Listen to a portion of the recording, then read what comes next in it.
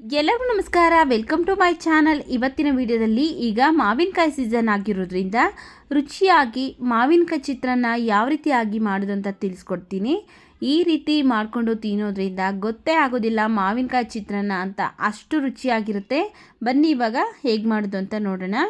ನೋಡಿ, ಇಲ್ಲಿ ಫಸ್ಟು ಒಂದು ತೋತಾಪುರಿ ಮಾವಿನಕಾಯಿನ ಈ ರೀತಿಯಾಗಿ ತುರಿದ್ಬಿಟ್ಟು ತಗೊಂಡಿದ್ದೀನಿ. ಇದರಲ್ಲಿ ತುಂಬ ಹುಳಿ ಇರುತ್ತೆ, ಅದರಿಂದ ಒಂದ್ಸರಿ ನಾವು ಇದರಲ್ಲಿರುವಂತಹ ರಸನೆಲ್ಲ ಚೆನ್ನಾಗಿ ಹಿಂಡ್ಕೊಳ್ಬೇಕು. ಹಿಂಡ್ಕೊಳ್ಳೋದ್ರಿಂದ ಈ ಹುಳಿ ಅಂಶ ಸ್ವಲ್ಪ ಕಡಿಮೆ ಆಗುತ್ತೆ, ಇಲ್ಲಾಂದರೆ ತುಂಬ ಹುಳಿ ಆಗಿಬಿಡುತ್ತೆ, ತಿನ್ನೋದಕ್ಕಾಗೋದಿಲ್ಲ. ಆದ್ದರಿಂದ ಇದರಲ್ಲಿರುವಂತಹ ನೀರಿನ ಅಂಶನೆಲ್ಲ ಚೆನ್ನಾಗಿ ಒಂದ್ಸರಿ ಹಿಂಡ್ಕೊಂಡು ಮಾವಿನಕಾಯಿ ತುರಿ ಅಷ್ಟೇ ತೆಗೆದಿಟ್ಕೊಳ್ತೀನಿ. ನೋಡಿ, ಇಲ್ಲಿ ಮಾವಿನಕಾಯಿ ತುರಿ ತೆಗೆದಿಟ್ಕೊಂಡಿದ್ದೀನಿ. ಈಗ ಮಾವಿನಕಾಯಿ ತುರಿನ ಸೈಡ್ಗೆ ಇಟ್ಟು ನೋಡಿ, ಇಲ್ಲಿ 1 ಗ್ಲಾಸ್ ಅಕ್ಕಿಯಲ್ಲಿ ಉದ್ರುದ್ರಾಗಿ ಅನ್ನ ಮಾಡ್ಕೊಂಡಿದ್ದೀನಿ.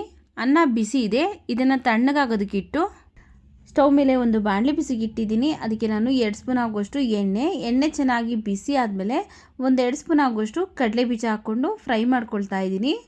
ನಾವು ಈ ರೀತಿಯಾಗಿ ಫಸ್ಟೇ ಕಡಲೆ ಬೀಜನ ಫ್ರೈ ಮಾಡಿ ಆನಂತರ ಚಿತ್ರಾನ್ನಕ್ಕೆ ಮಿಕ್ಸ್ ಮಾಡೋದ್ರಿಂದ ತಿನ್ನಬೇಕಾದ್ರೆ ಟೇಸ್ಟ್ ಚೆನ್ನಾಗಿರುತ್ತೆ. ಹಾಗೆ ಕಡಲೆ ಬೀಜನೂ ಸಹ ಗರಿ ಗರಿಯಾಗಿ ಇರುತ್ತೆ. ನೋಡಿ, ಇಲ್ಲಿ ಲೈಟಾಗಿ ಕಲರ್ ಚೇಂಜ್ ಆಗಿದೆ. ಈಗ ಎಣ್ಣೆಯಿಂದ ಈ ಕಡಲೆ ಬೀಜನೆಲ್ಲ ತೆಗೆದುಕೊಳ್ತಾ ಇದ್ದೀನಿ.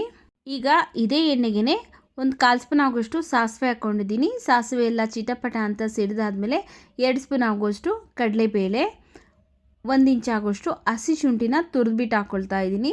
ಒಂದು 5-6 ಹಸಿಮೆಣಸಿಕಾಯಿ ನೋಡಿಕೊಂಡು ನಿಮ್ಮ ಖಾರಕ್ಕೆ ಎಷ್ಟು ಬೇಕೋ ಅಷ್ಟು ಹಸಿಮೆಣಸಿಕಾಯಿನ ಸೇರಿಸ್ಕೊಳ್ಳಿ. ಹಾಗೆಯೇ ಸ್ವಲ್ಪ ಕರಿಬೇವಿನ ಸೊಪ್ಪು. ನಾನು ತೊಗೊಂಡಿರುವಂಥ ಹಸಿಮೆಣಸಿಕಾಯಲ್ಲಿ ಸ್ವಲ್ಪ ಖಾರ ಕಡಿಮೆ ಇದೆ, ಅದರಿಂದ ಸ್ವಲ್ಪ ಜಾಸ್ತಿನೇ ಹಾಕ್ಕೊಂಡಿದ್ದೀನಿ. ಇಲ್ಲಿ ಹಸಿ ಶುಂಠಿ ಹಾಕೋದ್ರಿಂದ ಚಿತ್ರಾನ್ನ ಟೇಸ್ಟ್ ಚೆನ್ನಾಗಿರುತ್ತೆ, ಅದರಿಂದ ನಾನು 1 ಇಂಚ್ ಆಗೋಷ್ಟು ತುರಿದ್ಬಿಟ್ಟು ಹಾಕ್ಕೊಂಡಿದ್ದೀನಿ. ಅವಷ್ಟು ಲೈಟಾಗಿ ಕಲರ್ ಚೇಂಜ್ ಆದಮೇಲೆ ಫಸ್ಟೇ ಏನು ನಾವು ಮಾವಿನಕಾಯಿ ತುರಿ ತೊಗೊಂಡಿದ್ರಲ್ಲ, ತುರಿದ್ಬಿಟ್ಟು ಆ ಮಾವಿನಕಾಯಿ ತುರಿ ಹಾಕ್ಬಿಟ್ಟು ಫ್ರೈ ಮಾಡ್ಕೊಳ್ಬೇಕು. ಈಗ ಇದಕ್ಕೇ 1/4 ಸ್ಪೂನ್ ಆಗೋಷ್ಟು ಅರಿಶಿನ ಪುಡಿನೂ ಸಹ ಹಾಕ್ಕೊಂಡು 2-3 ನಿಮಿಷ ಈ ಮಾವಿನಕಾಯಿ ತುರಿನ ಫ್ರೈ ಮಾಡ್ಕೊಳ್ತಾ ಇದ್ದೀನಿ. ಇದು ಹಸಿ ಅಂಶ ಎಲ್ಲ ಏನಿದೆಯಲ್ಲ, ಸ್ವಲ್ಪ ಹಸಿ ಅಂಶ ಕಡಿಮೆ ಆಗಬೇಕು, ಅದರಿಂದ 2-3 ನಿಮಿಷ ಚೆನ್ನಾಗಿ ಫ್ರೈ ಮಾಡಿಕೊಂಡು ಈಗ ಇದಕ್ಕೆ 4 ಸ್ಪೂನ್ ಆಗುವಷ್ಟು ಹಸಿ ಕಾಯಿ ತುರಿ ಹಾಕ್ಕೊಳ್ತಾ ಇದ್ದೀನಿ. ಹಸಿ ಕಾಯಿ ತುರಿ ಹಾಕ್ಕೊಂಡು ಚೆನ್ನಾಗಿ ಒಂದ್ಸರಿ ಮಿಕ್ಸ್ ಮಾಡ್ಕೊಳ್ತಾ ಇದ್ದೀನಿ.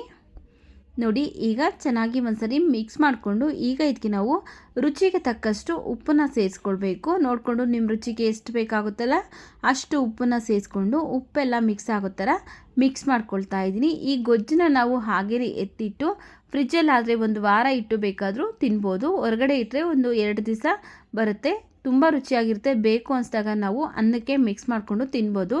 ಉಪ್ಪೆಲ್ಲ ಮಿಕ್ಸ್ ಆಗೋ ಥರ ಮಿಕ್ಸ್ ಮಾಡಿಬಿಟ್ಟು ಈಗ ನಾವು ಫಸ್ಟೇ ಉದ್ರುದ್ರಾಗಿ ಅನ್ನ ರೆಡಿ ಮಾಡ್ಕೊಂಡಿದ್ರಲ್ಲ, ಆ ಅನ್ನನ ಈಗ ಇದಕ್ಕೆ ಹಾಕ್ಕೊಳ್ತಾ ಇದ್ದೀನಿ.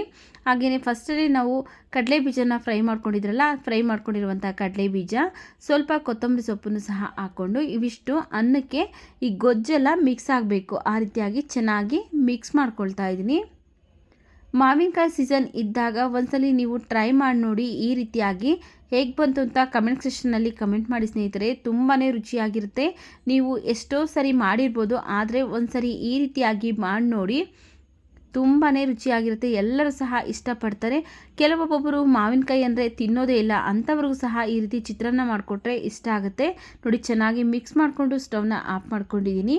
ನೋಡಿದ್ರಲ್ಲ ಎಷ್ಟೊಂದು ಸಿಂಪಲ್ಲಾಗಿ ಸೀಸನ್ ಸ್ಪೆಷಲ್ ಆಗಿರುವಂತಹ ಮಾವಿನಕಾಯಿ ಚಿತ್ರಾನ್ನ ಮಾಡೋದು ಯಾವ ರೀತಿ ಅಂತ. ವಿಡಿಯೋ ಇಷ್ಟ ಆಗಿದ್ರೆ ವಿಡಿಯೋಗೊಂದು ಲೈಕ್ ಮಾಡಿ, ವಿಡಿಯೋವನ್ನು ಶೇರ್ ಮಾಡಿ, ನಮ್ಮ ಚಾನಲ್ಗೆ ಸಬ್ಸ್ಕ್ರೈಬ್ ಮಾಡಿಕೊಂಡು ಸಪೋರ್ಟ್ ಮಾಡಿ ಸ್ನೇಹಿತರೆ.